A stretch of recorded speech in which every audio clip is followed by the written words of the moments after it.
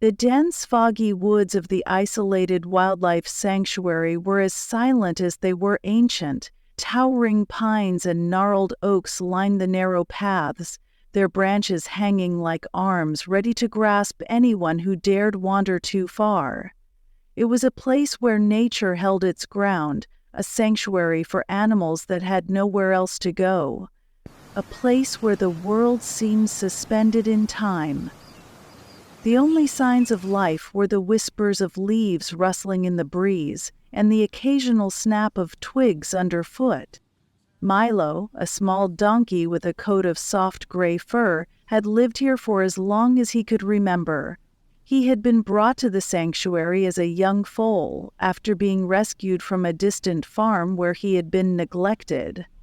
The sanctuary's caretaker, an old man named Eli, had taken him in, giving him a home among the trees, a life free from the grating demands of human hands. For the most part, Milo was content, trotting the familiar paths through the trees, grazing on the lush grass that grew near the stream, and resting in the clearing by the large stone outcrop. But even Milo, with his quiet demeanor and steady rhythm, could sense something was wrong. Over the past few days, there had been a change in the air. Something unseen, something that made the wind feel colder against his thick coat.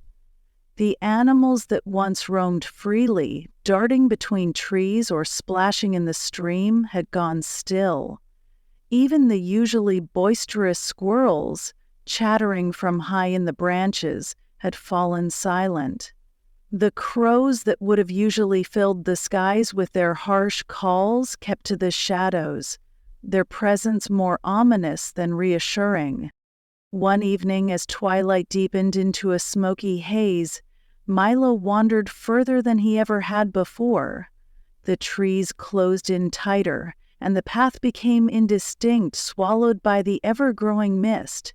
His hooves clopped softly against the damp earth, the only sound that accompanied his slow progress through the forest.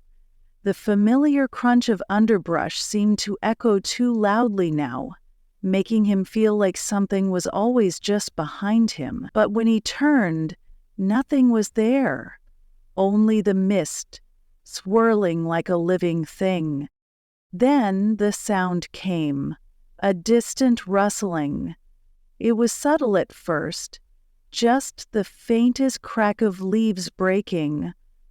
Milo's ears flipped back in the direction of the noise, his nostrils flaring as he sniffed the damp air.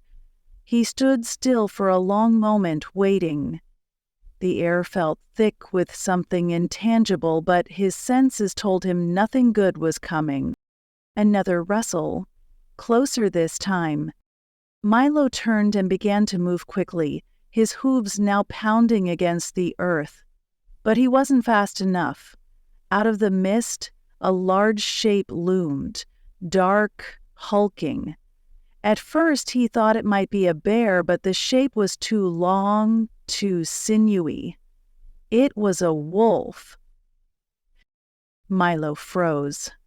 The wolf stood at the edge of the path, its eyes gleaming in the dim light. The creature's body was lean, almost gaunt, with fur matted by something darker than the usual shadow of night.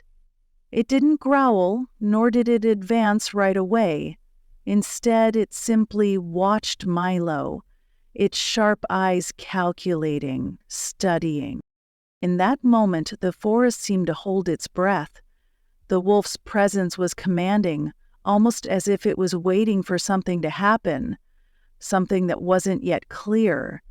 Milo felt a twinge of fear, but it wasn't the typical flight or fight response. No, this was deeper. Something old and primal that gnawed at him from the inside out. He could sense it. The forest had shifted, the balance disturbed. The wolf finally moved, but not in the way Milo expected. It stepped aside, making way for something else. A shadow so large, so silent, that for a heartbeat, Milo wasn't sure if it was real. Another wolf. and then another.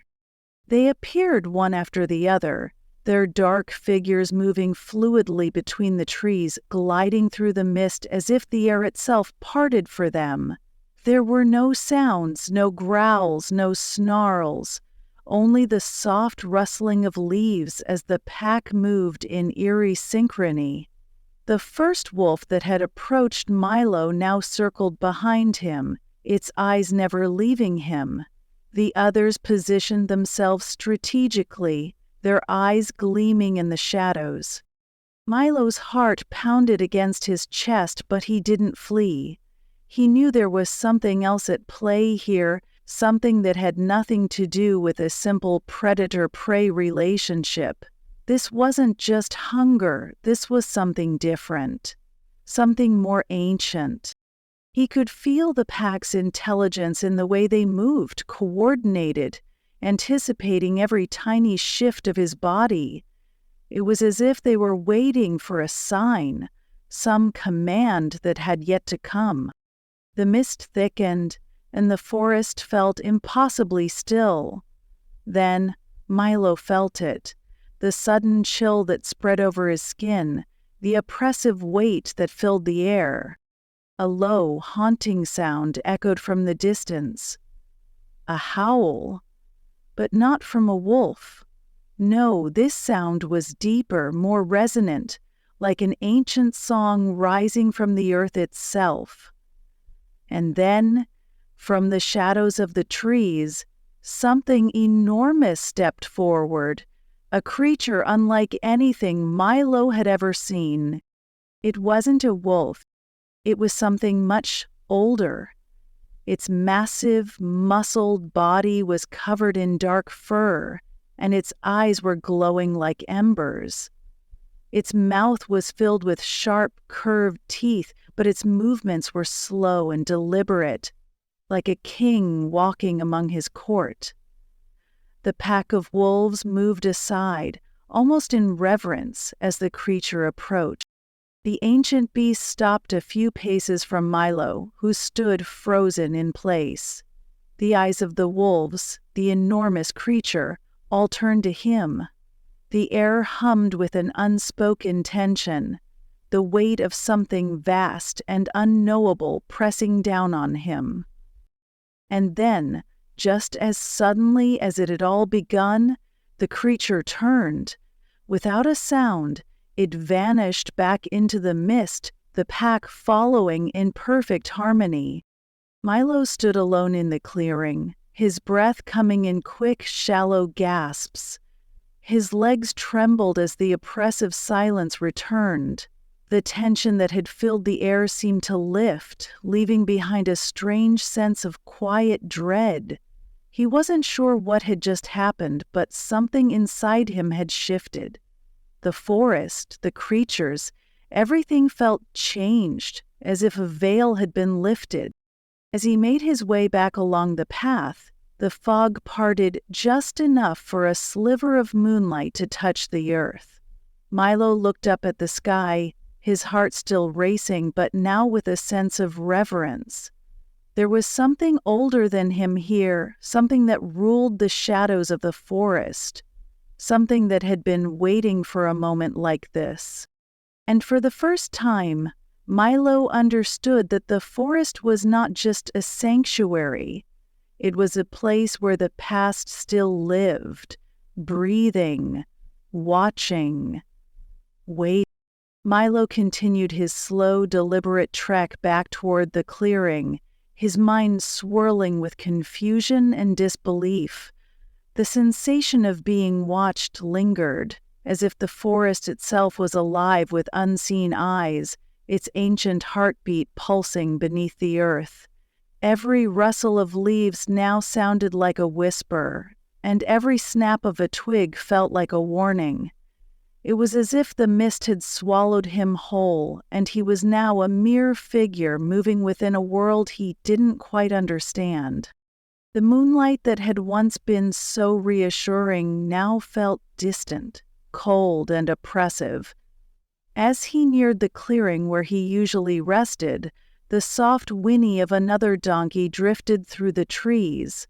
but it wasn't a sound he recognized. His heart skipped. It was a sharp, desperate cry, too strained, too frantic to be the familiar calls of the sanctuary animal. Milo's hooves hesitated in the dirt, his body tensing once again. He was not alone. The distant whinny broke into a series of frantic, high-pitched sounds. Milo's ears flicked forward and instinctively, his body moved toward the noise. Despite the tension coiling within him, the pull to investigate was stronger than his fear. He followed the sound through the mist, now thicker than before, curling around his legs and making the path ahead nearly impossible to see. He felt the ground shift beneath him. Unen, muddy, the weight of something heavier pressing down with every step. His breath quickened as the sound of the whinny grew louder, more urgent. And then, out of the haze, something appeared. A shape, smaller than the wolves, but no less striking. It was a young donkey, trembling, its coat ragged and darkened with dirt. Its hooves were tangled in the underbrush, and it was pulling at the earth in a desperate attempt to free itself, eyes wide with fear. Milo moved closer, a deep sense of recognition flooding over him. It wasn't just any donkey. It was a foal, one of the younger residents of the sanctuary, one that had disappeared several days earlier. No one had known what happened to it, and Eli had searched frantically for any sign of its whereabouts. But now Milo understood. The foal wasn't lost, it had been taken. The young donkey looked up at him with wide, pleading eyes, its body quivering. As Milo stepped closer, something strange happened. A deep, guttural growl vibrated in the air, not from the direction of the foal, but from behind him. Milo froze, his muscles locking in place. He hadn't heard the wolves approach, but now, in the corner of his eye, he saw their figures moving with terrifying speed through the fog, their eyes glowing like molten silver. They were no longer stalking him. They were surrounding him, a perfect circle of silent predators. But it wasn't just the wolves. The air seemed to twist and the massive, shadowy figure from before reappeared. The giant beast emerged from the mist, its form looming over Milo and the foal like a thunderstorm ready to strike. Its eyes glowing with an unnatural fire fixed on the foal. A soundless command, perhaps, that made the wolves take a step forward, inching closer to the trembling animal. Milo's heart pounded in his chest as the weight of the situation settled on him.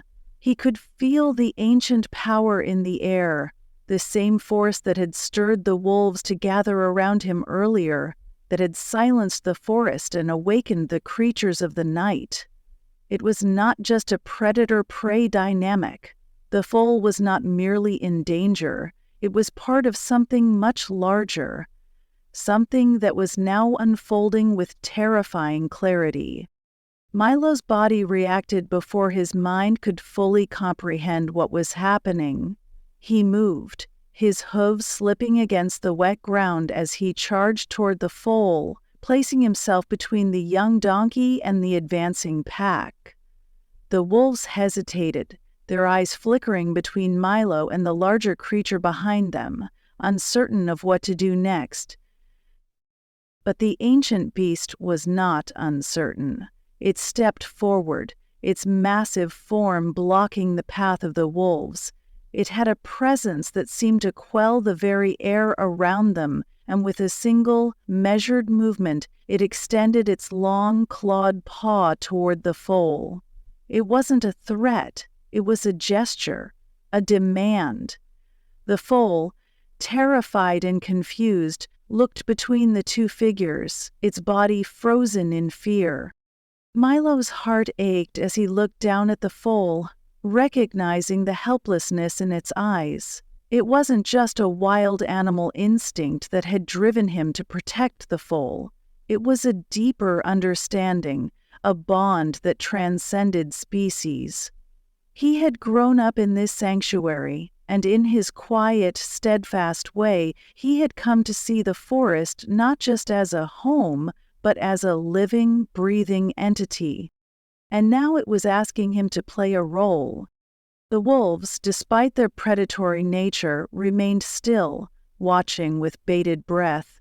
They seemed to await something, a signal they had yet to receive. The giant creature once again turned its glowing eyes toward Milo, a silent challenge in its gaze. The decision lay with him: stay, fight, or leave. In the silence that followed, the world seemed to stretch into infinity. The fog, the trees, the wolves, they all blended into one blurred mass. And Milo, small and unassuming, stood against the tide. It was not bravery that fueled him, but an understanding that he could not ignore. With a final glance at the foal, he took a slow step backward, carefully backing away, leading the young donkey out of the circle. It was an instinct, an understanding that this was not his battle to win. He was part of the sanctuary, part of the forest, but there were forces here older than even him. As the pack of wolves receded back into the mist, and the ancient creature vanished as quickly as it had appeared, Milo stood still, feeling the weight of the past and future in the air. The sanctuary had spoken, and for now, he would obey. The foal nuzzled against him, comforted by his presence, unaware of the ancient power that had just been unleashed. The fog began to thin, and the trees once again seemed to breathe in the quiet of the night. In the distance, Eli's lantern light flickered, drawing closer, unaware of what had transpired. But Milo, the humble donkey, had witnessed the hidden dance of the forest, and he knew, though the forest's secrets were never fully revealed, they were always waiting, watching, and shifting beneath the surface. And in the heart of the woods, the balance was maintained, for now. The moon hung high in the sky, casting its pale light through the thinning fog as Milo and the foal made their way back toward the clearing. Milo's hooves, though weary from the tense moments in the mist, moved with a quiet determination. The foal, still unsure, stayed close to his side, its steps faltering but trusting in the older donkey's presence. They walked in the silence that only the deepest parts of the forest could create. An eerie silence, broken only by the faint rustling of leaves high in the trees, or the soft whispers of the wind that seemed to curl around them. The air felt lighter now, though the weight of what had transpired still clung to Milo's fur like the dampness from the mist.